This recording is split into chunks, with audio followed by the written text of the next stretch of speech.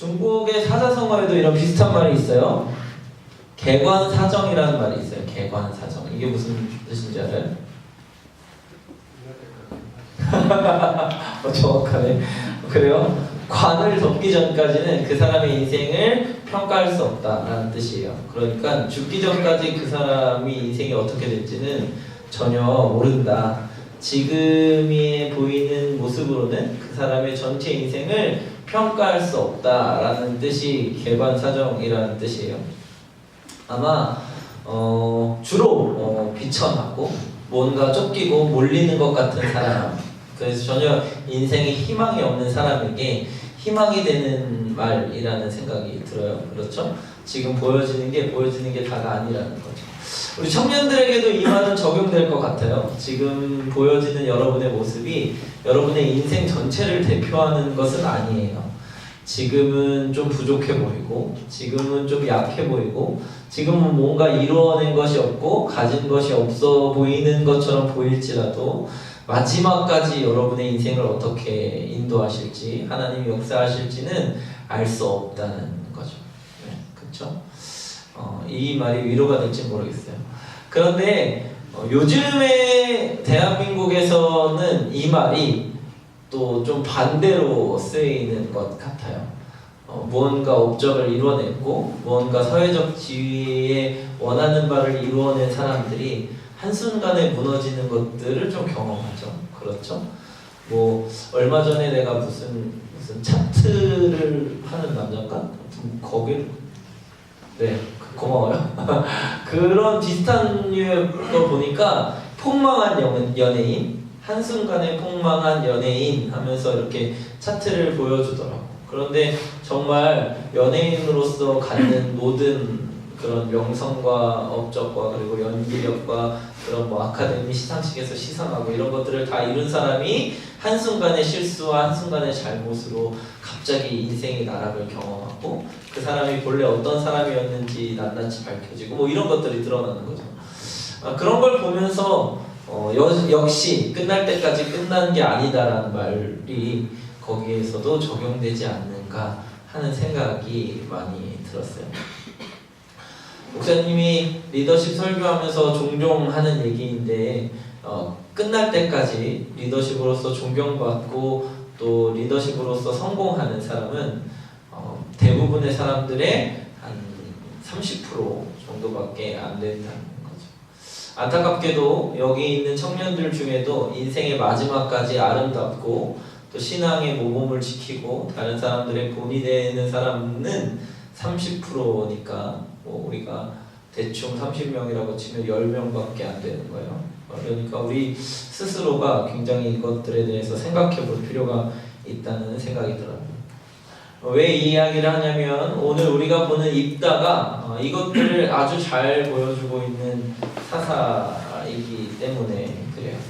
오늘 우리가 읽은 본문 말씀 11장 1절부터 3절은 입다가 본래 가지고 있었던 배경을 이야기하죠. 사사가 되기 전에 입다는 어떤 사람이었냐면 어떤 사람이에요? 기생의 아들이었어요. 그러니까 본처의 아들이 아니에요. 길르앗이라는 아버지의 본처의 아들이 아니라 기생의 아들로서 태어났고 심지어는 기생의 아들이라는 것 때문에 배다른 형제들에게서부터 쫓겨난 사람이에요. 쫓겨나서 길르앗이라는 곳에서 쫓겨났고 도비라는 땅에서 살는데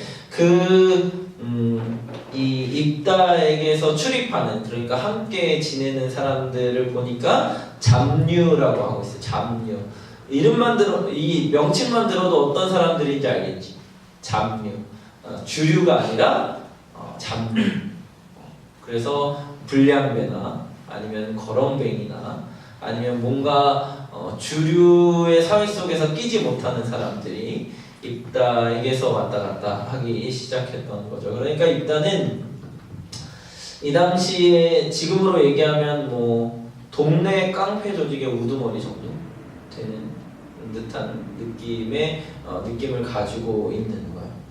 그런데 이런 입다가 이스라엘에게 필요한 사람이다라는 것은 참 아이러니한 사건이었습니다. 오늘 본문에 보면 이스라엘 민족이 이제 암몬이랑 싸우게 되죠.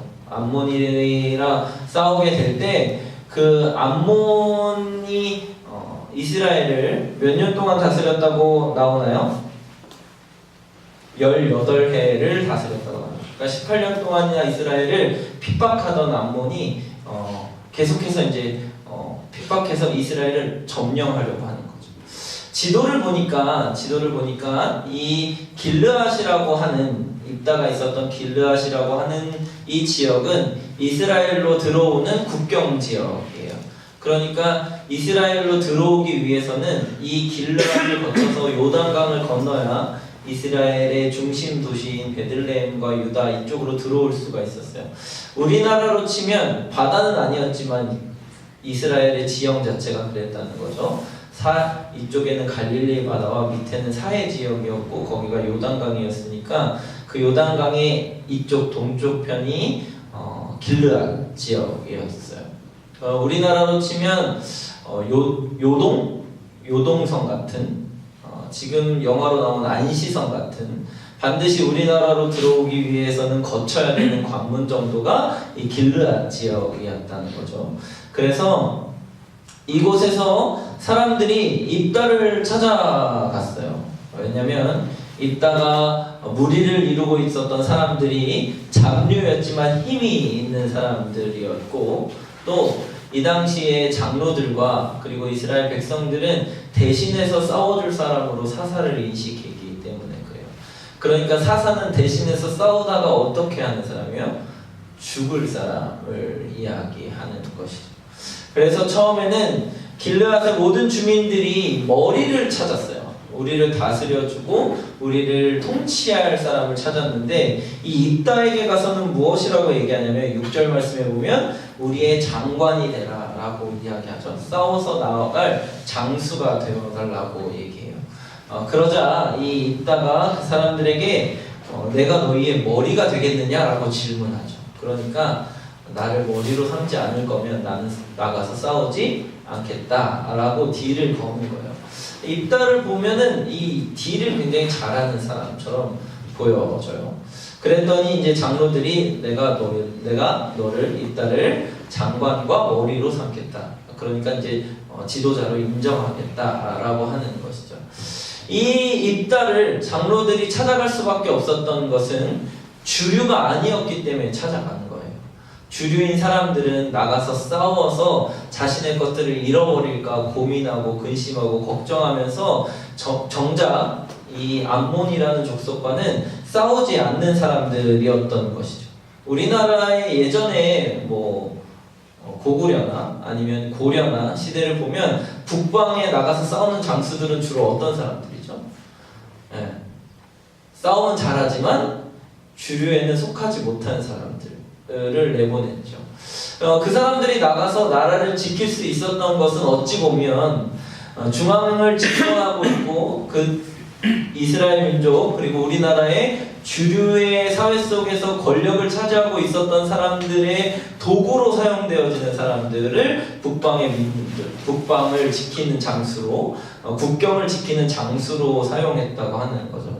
그러니까 이 입다는 사실 사사로 세워질 때 그냥 어떤 지도자나 존경해서 세워지는 것이 아니라 전쟁을 치러질 도구 정도로 장로들에게 세워진 사람이 입다라는 거죠.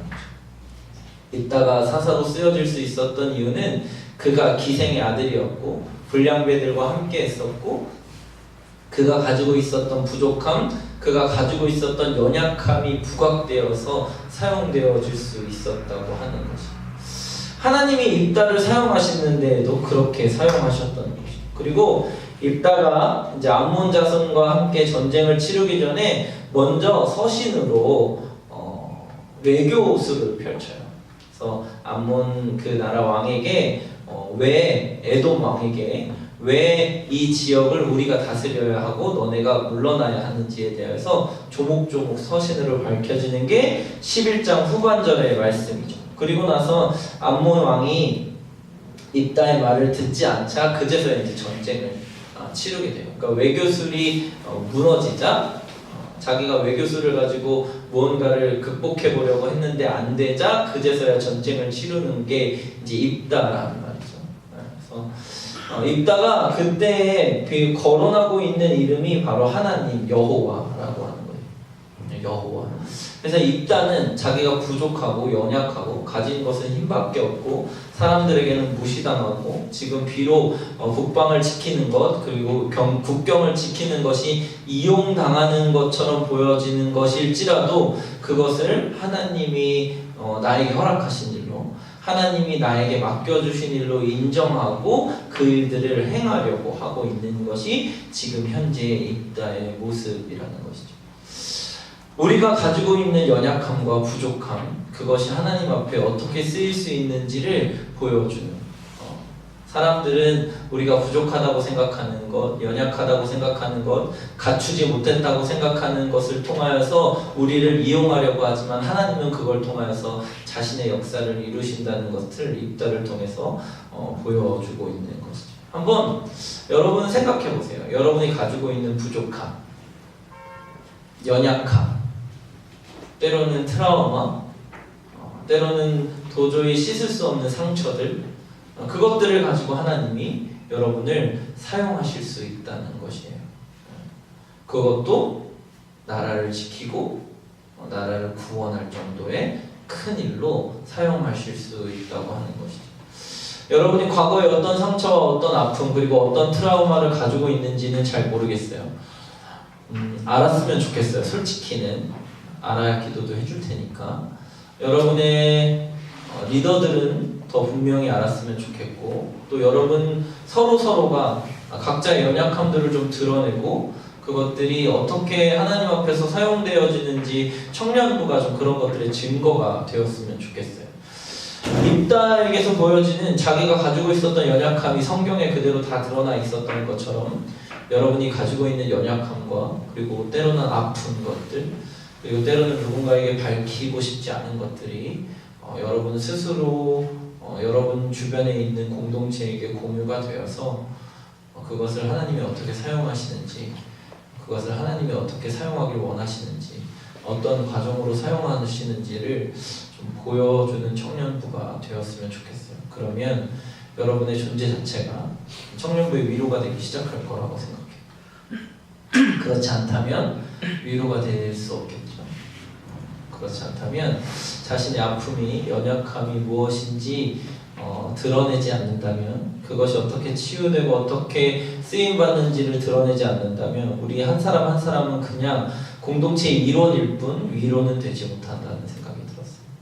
입다가 위로일 수 있는 이유는 이스라엘의 위로일 수 있고 사사로서 위로일 수 있는 이유는 그가 아주 연약한 자였고 그것을 굳이 감추지 않았고 그것을 통해서 하나님이 이스라엘을 구원하시기 시작하셨다는 것 때문에 그래요.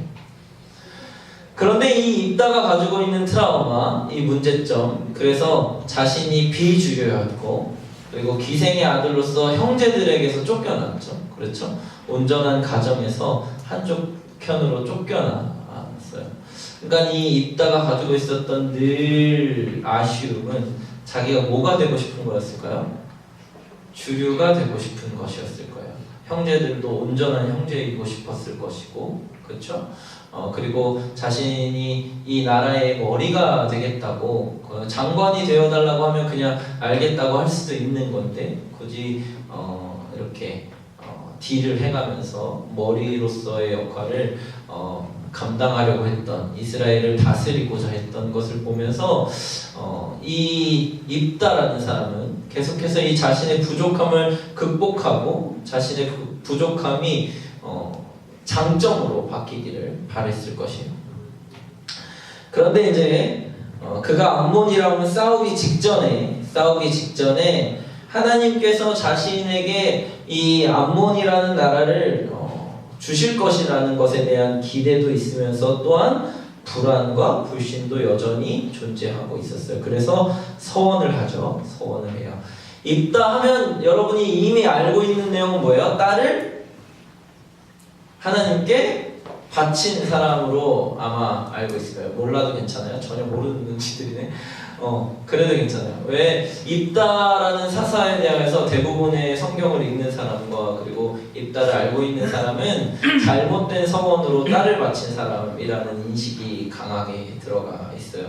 이 서원했던 것 자체가 사실은 문제였다고 하는 거죠. 왜냐하면 이 당시에 하나님께서는 사람을 제물로 바치는 제사를 받지 않으셨어요. 그리고 그것을 굉장히 싫어하시는 것을 성경에는 볼 수 있는데 하나님을 알고 있었던, 그리고 한 나라의 지도자가 되려고 했던 사사였던 입다는 하나님께 서원하면서 사람을 바치겠다고 서원을 했던 거니까 하나님에 대해서 제대로 모르는 상태에서 기도하고 서원했던 걸 발견할 수가 있다는 것이죠. 그런데 그가 이렇게 서원할 수밖에 없었던, 자신의 습관을 따라서 자신의 지역에서 늘 행해지는 인신제사, 그러니까 사람을 들여서 제사를 드리는 것으로 하나님께 서원할 수밖에 없었던 것은 이 싸움을 통해서 반드시 어떻게 해야 되겠다는 열망 때문에 그래요? 이겨야 되겠다는 열망 때문에 그래요. 이겨서 무엇이 되고 싶은 열망 때문에 그래요? 머리가 되고 싶은 열망 때문에 그래요. 그가 가지고 있는 부족함을 하나님께서 들어 사용하셔서 이스라엘을 구원하시는 것은 맞지만 입다 본인에게는 이 트라우마가 극복되기 위해서는 무엇이든지 할 수 있는, 뭔 짓이든 할 수 있는 그런 상태가 되어가기 시작했다는 것이죠. 그래서 딸을 바치게 되죠. 딸인 줄 모르고 서원했을 거예요. 그렇죠? 아마 하인 정도, 제일 먼저 마중 나와서 말을 탔으면 하인이 그 등받이로 기대주잖아. 그런 등받이를 해줄 하인 정도를 바치겠다고 했을지도 모를 텐데 알고 보니까 딸이 나왔죠. 딸이 나왔어요. 그런데 이 딸이 나왔을 때 입다가 반응하는 것이 되게 재밌어요. 뭐냐면 굉장히 슬퍼하죠. 옷을 찢을 정도로 분노하고 또 참담하다고 얘기하고 괴롭다고 이야기하면서 35절 끝에는 뭐라고 얘기하면 하나님께로 입을 열었으니 능히 돌이키지 못하겠다 라는 얘기를 하죠. 그러니까 딸이 나온 것에 대해서 막 옷을 찢고 도저히 막 괴로워서 어쩔 줄 몰라 하면서 서원한 것은 지키려고 하는 거예요. 왜 서원한 것을 지켜야만 했을까요? 일단 자신이 뭐가 됐기 때문에, 지금 머리가 됐기 때문이에요. 대부분의 성경을 읽는 사람들이 이 딸을 바치는 것에 대해서 분분해요. 진짜 딸을 죽였느냐, 아니면 이 딸이 그냥 하나님께 바쳐졌으니까 지금 신부님이 하나님께 바쳐진다는 의미처럼 평생 결혼을 하지 않았느냐의 의견을 가지고 분분해요. 그런데 요즘은 좀 이게 정리된 듯한 느낌이에요. 요즘에는 이것을 어떻게 얘기하냐면 하나님께 실제로 바쳤다는 쪽에 더 기울고 있어요. 학술에서는 그냥 처녀로서 죽을 때까지 하나님만 섬겼다라는 것으로 입다가 이만큼 고통스러워했는지, 그리고 또 보면은 이스라엘의 딸들이 해마다 길르앗 사람 입다의 딸을 위하여 4일씩 애곡하잖아요. 이렇게 애곡할 정도니까 실제로 죽지 않았는데 하는 것들이 이제 의문으로 남기 때문에 실제로 죽였을 것이다라고 학자들은 예상할 수 있어요. 그런데 뭐 이건 별로 중요하지 않아요. 무엇이 중요하냐면 하나님께서 입다를 머리로 세우신 것을 돌이키실까봐 입다가 딸을 서원한 그대로 드렸다는 것이 중요한 것이죠. 내가 아까 서원한 것 자체가 어떤 일이라 그랬어요? 잘못된 일이라 그랬어요. 입다는 자신이 무엇을 잘못했는지도 사실 잘 모르는 상황이었던 거죠. 서원 자체가 잘못됐으니까 사실 지키지 않아도 된다고 생각하고 해석하는 학자들이 많이 있더라고요. 뭐 맞는 것 같아요. 서원 자체가 하나님이 원하시는 서원, 하나님이 원하시는 방법의 서원이 아니었어요. 심지어는 하나님과 딜을 하는 것조차도 다른 나라들 장로들과 암몬들과 딜을 하듯이 하나님과 딜을 하는 모습을 보여주고 있는 것이니까 이 서원 자체가 그렇게 좋은 서원, 하나님이 원하시는 서원이 아니었던 거죠. 그는 단지 머리가 되기 위해서 하나님을 도구로 사용하는, 그러니까 자신이 도구가 되는 것을 알면서도 다른 사람들을 자신의 머리가 되는 도구로 사용하는 입다를 발견할 수 있는 거죠. 그래서 결국엔 딸도 바쳐졌어요. 그리고 그 다음에 12장에 보면 에브라임 사람들이 모여서 이 입다에게 반기를 들어요. 근데 반기를 들만해, 그죠? 입다는 출신도 비천하고 그러자니 진짜로 싸워서 이길 것 같지 않아서 장관으로 보냈고 뭐 머리가 되게 해주겠다고 했는데 정말 싸워서 이겨서 왔고 그리고 또 하나님이 원하시지 않는 딸을 바쳐서 드리는 제사도 드린 것 같고, 그러니까 리더로서 아니면은 사람들의 존경을 받는, 그리고 주류들에서부터 인정받는 리더십으로 세워지지는 못하는 것이죠. 계속해서 그는 도구예요, 여전히. 그런데 에브라임 사람들이 그렇게 반기를 들고 찾아왔을 때 입다는 어떻게 했냐면 철저하게 징계를 해요. 그래서 이스라엘을 지켰던 사사가, 그렇죠? 사사는 이스라엘을 구원하고 지키는 사람이 이스라엘 민족을 몇 명 죽이냐면, 성경에 몇 명 죽인다고 나와 있어요? 에브라임 사람들을 42,000명을 죽여요. 42,000명. 42,000명이라는 숫자가 상상이 돼요? 42,000명을 죽여버려요. 42,000명. 발음 가지고, 발음이 사투리 이거 으아 이렇게 안 되는 거 있잖아요. 그거 가지고 판단해가지고 에브라임 사람 다 죽여버려요. 42,000명. 이스라엘을 구원해야만 하는 사사가 자신이 도구가 되기를 거부했던 사람이 자신을 위하여서 이스라엘 민족도 하나님도 다 도구로 사용해버리는 그런 일들을 하게 되죠. 그래서 사사의 평가를 할 때 7절 이제 12장 7절에 보면 6년 되고 나서 이제 입다가 죽어요. 사사가 된 지 6년 만에 죽어요. 그런데 그 앞에서 있는 대사사들은 사사라고 쓰임 받았을 때 하나님이 이스라엘을 구원케 하셨다거나 아니면 구원케 하신 이후에 몇 년 동안의 평화가 있다거나 하는 평가들이 있는데 입다에게는 없어요. 입다는 하나님으로부터 세워짐을 받았고 하나님으로부터 쓰임을 받았지만 그는 자신이 도구가 되는 것을 거부하여서 다른 사람을 도구로 만들어버린 사람이 됩니다. 자신의 트라우마, 자신이 가지고 있었던 상처, 자신이 가지고 있었던 아픔이 하나님께 쓰임 받는 걸 넘어서서 다른 사람을 아프게 하는 일로 변질되었던 거예요. 그러니까 끝날 때까지 끝난 게 아닌 거죠. 하나님께 쓰임 받아서 이스라엘을 구원한 것으로 끝난 게 아니라 더 나아가서 변질되고 그 자리를 지키고 그 권력을 지키고 그가 주류가 되는 것을 지키기 위하여서 다른 사람을 핍박하고 목숨을 빼앗는 일들을 입다가 했다는 거예요. 입다의 인생이 주류와 비주류를 넘나들면서 하나님이 그 부족함을 사용하시는 것을 보여주면서도 불구하고 그 부족함이 마지막 그의 인생의 발목을 잡아서 인생의 마지막을 아름답지 못하게 끝나게 하는 일들로 보여줬다는 것이죠. 여러분에게 그렇게 얘기했죠. 상처와 아픔이 극복되어지고 하나님께서 사용되어지는 것을 봤으면 좋겠다고.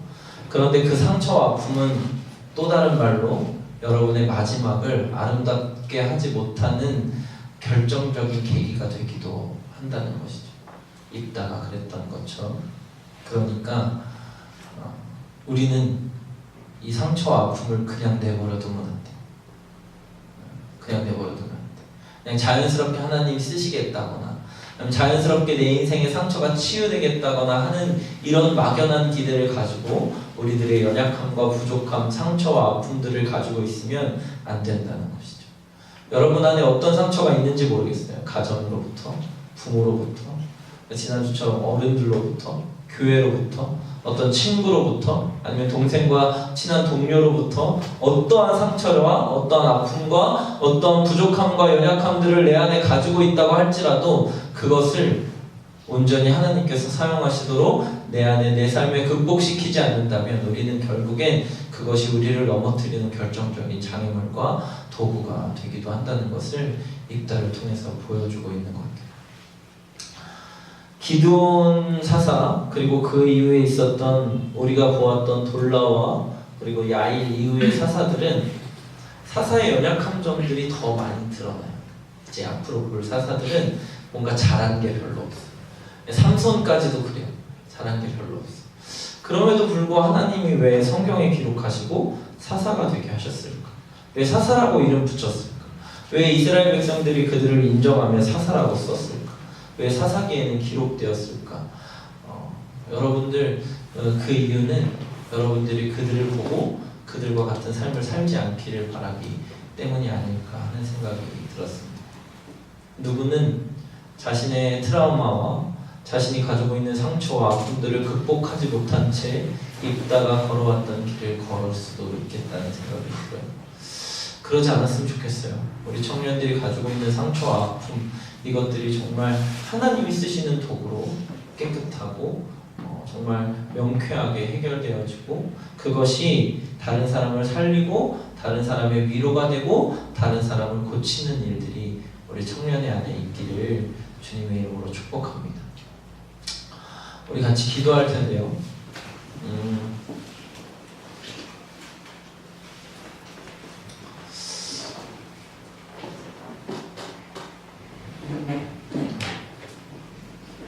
성경에 많은 인물들을 보면 어렸을 때 가지고 있었던 아픔과 상처, 그리고 그가 가지고 있는 생각의 패턴들이 나이가 많이 들어서까지도 적용되어지는 걸 많이 봐요. 아브라함도 그렇고 이삭도 그렇고 모세도 그래요. 모세도. 그리고 뭐 성경에 있는 많은 인물들, 제자들 역시 마찬가지죠. 우리가 우리의 삶에 지금 가지고 있는 작은 문제들, 작은 아픔들, 때로는 트라우마들, 작은 상처들을 지금 돌보지 않으면 우리가 그것들을 평생에 지고 가야 하는 짐으로 가지고 갈 수도 있다는 것이에요. 우리 청년의 안에 그런 것들 잘 나누지 않아가지고 어떻게 위로하고 어떻게 감싸주고 어떻게 극복하며 어떻게 함께 손을 잡아야 하는지 아직은 잘 모를 때가 많다는 생각이 듭니다. 근데 이것들을 나누는 것, 이것들을 공유하는 것, 이것들을 용기 있게 누군가한테 이야기하는 것이 그 트라우마가 하나님께 쓰이는 첫 번째 발걸음이라는 생각이 들었어요. 리더 모임이면 소그룹 셀 모임을 하면서 각자의 모임을 하면서 아니면 정말 친한 친구들끼리 마음을 터놓을 수 있는 사람들끼리 자신의 아픔을, 자신이 가지고 있는 트라우마를, 자신이 가지고 있는 상처를 도저히 극복시킬 수 없어서 그냥 덮어두고 있었던 일들을 꺼내기 시작할 때 청년부의 위로가 되기 시작한다는 생각이 듭니다. 하나님은 여러분을 이스라엘을 구원하는 사사들처럼 사용하길 원하세요. 그리고 암몬과 싸워 승리했던 입다처럼 사용하길 원하세요. 그러나 우리가 그 상처를 덮어두고 극복하지 않고 그대로 간직한 채 마지막 인생의 순간에 살아간다면 입다가 하나님의 도구로 사용되었다가 다시 자신을 인생의 도구로 사용했던 것과 같은 실수를 저지를 수 있다는 것이죠.